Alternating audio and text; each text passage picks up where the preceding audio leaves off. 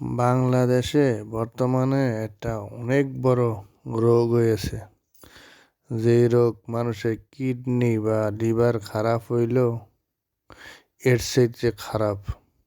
ব্যাপারটা কি, কারো যদি একটা মেয়ে থাকে আর ওই মেয়েটা যদি বিয়ে দিতে যায়, তাহলে দেখা যায় প্রথমে ছেলেকে একবারে চেন দিতে হবে।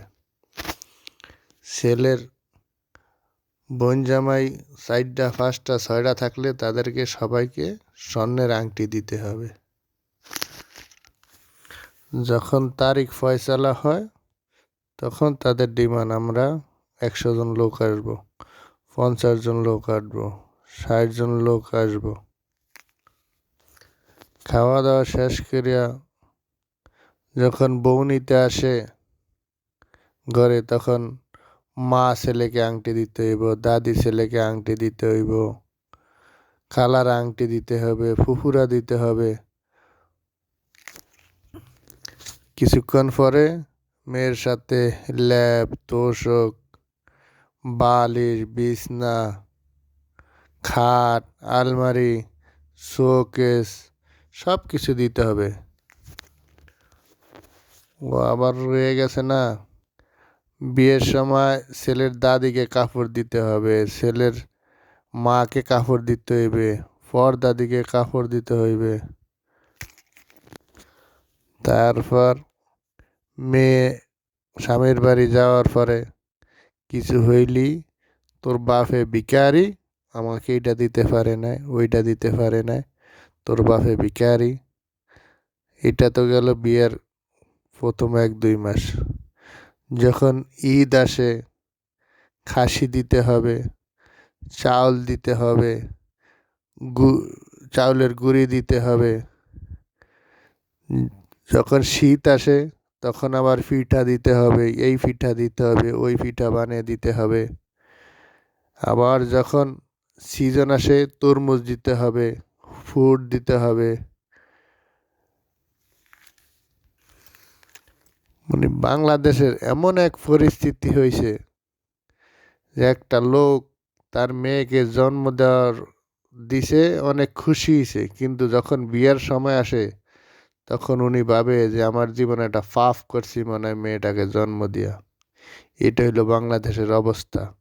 এই সমস্ত ছেলেরা ছোটবেলার তখন ভিক্ষা কেন করে না?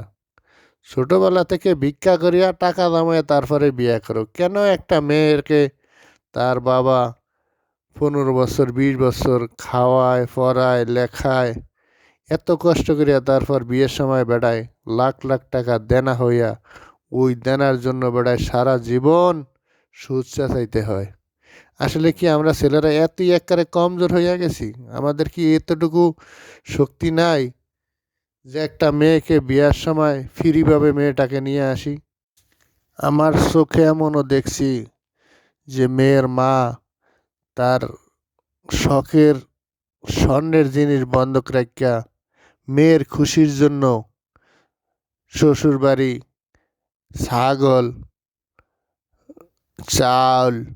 চাউলের গুঁড়ি এটি কিনিয়া দিতে হয়, এমনকি গাড়ি ভরিয়া দিতে হয়। আসলে ছেলেদের কি বলবো, দুনিয়াতে আরব দেশে দেখি মেয়েদের বাপের কোনো খরচ নেই, বরঞ্চ দেন মরের টাকাটা 70,000, 80,000, 1 লাখ টাকা মেয়ের বাপের কাছে দিয়ে দেয়। মেয়েরা খরচ করে যা করে, এটা মেয়েদের ইচ্ছা।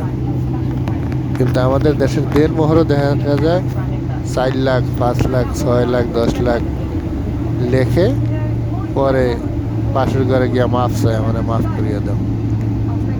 বাংলাদেশে একটা আইন করা উচিত যে মেয়ের বিয়ে হয়েছে,